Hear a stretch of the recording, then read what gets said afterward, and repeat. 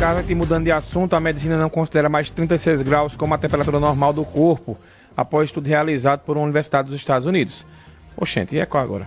A repórter Ana Rebeca Passos está chegando com as informações. Como é? Explica aí, Ana Rebeca, como é essa história. Oi, Mário, bom dia para você, bom dia a todos que nos acompanham. Isso, sabe por quê? Porque depende muito da temperatura de cada pessoa.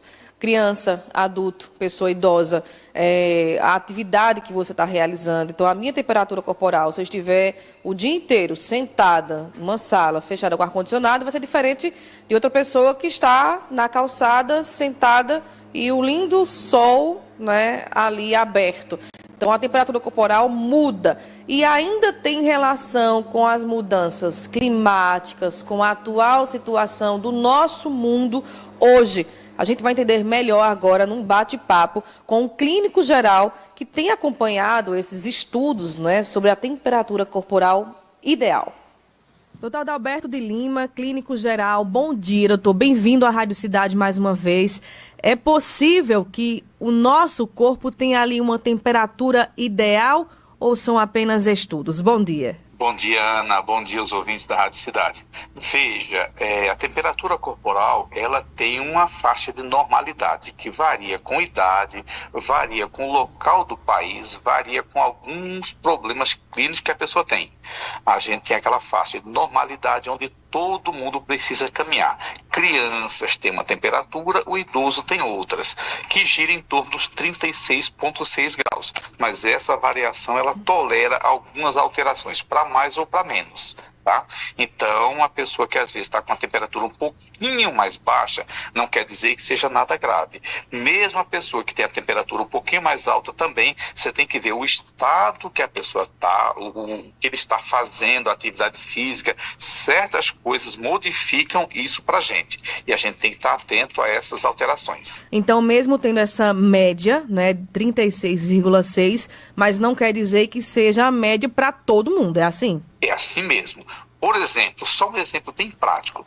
Se você tem uma pessoa que está, uma pessoa que está 40 anos de idade, sentado em casa, assistindo televisão, ele pode estar com a temperatura 36,5.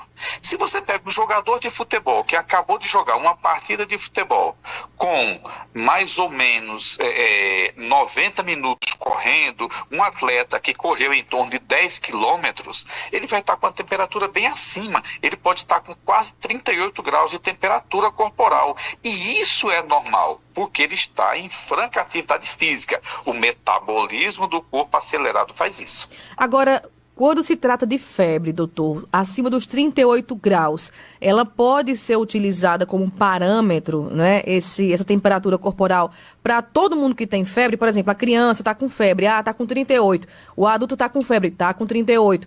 Pode utilizar essa temperatura para todos ou não? Pode, se você correlacionar, se você associar alguma condição clínica. Por exemplo, uma criança que está corizando, espirrando, recusando a dieta, e ele tem uma temperatura de 38, 37,8, 38 até 39 graus, é febre sim, e a gente precisa agir. A mãe precisa fazer um antitérmico e tirar um pouquinho as roupas dessa criança para que baixe, volte para uma temperatura normal. Tá certo? Mas isso é relacionado a alguma doença clínica. Aquela pessoa que não está se queixando de nada, que não tem problema nenhum, e ele começa com a temperatura de 38, 38,2, você tem que investigar. Tireoide, que é uma coisa que às vezes aumenta a temperatura, uma pessoa que pode ter um câncer, que muitas vezes a pessoa acha que só quem tem febre é doença infecciosa. Não é só vírus e bactéria, não. Outras condições clínicas também, que não são infecciosas, também causam aumento de temperatura. Para a gente encerrar, doutor Adalberto, influencia em que a gente acompanhar um estudo como esse? E segundo, não é por que esse estudo está sendo realizado em relação à temperatura corporal? Isso é relacionado porque o nosso planeta, ele está em alteração. A gente tem visto que o nosso planeta, ele tem subido a temperatura com o passar dos anos. Num período de 50 anos, a temperatura da Terra aumentou. Consequentemente, a alteração da nossa temperatura corporal, ela vai modificar também. Falta de água, o ar ambiente mais resseco, tudo isso vai fazer com que altere. Então, essas nossas alterações vai repercutir fisiologicamente na gente no futuro. Então, a gente precisa estar atento a esses estudos também.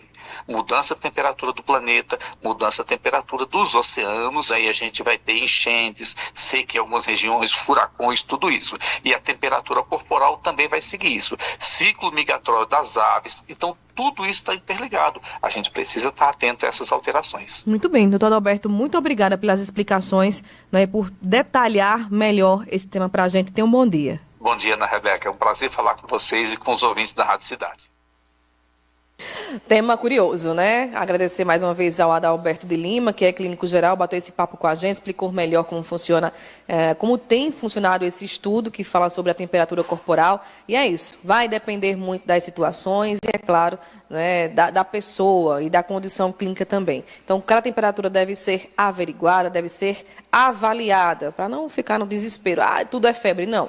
Como ele disse aí, outras doenças podem estar relacionadas, por exemplo, à febre. Quem quiser rever essa reportagem para entender mais ainda o assunto, no YouTube da Rádio Cidade. Mário. Obrigado, Ana Rebeca. Então tá aí esclarecido, né? A temperatura agora depende de cada pessoa. Tudo novo é novidade, como diz o outro. Olha, nesta quarta-feira e quinta será realizada em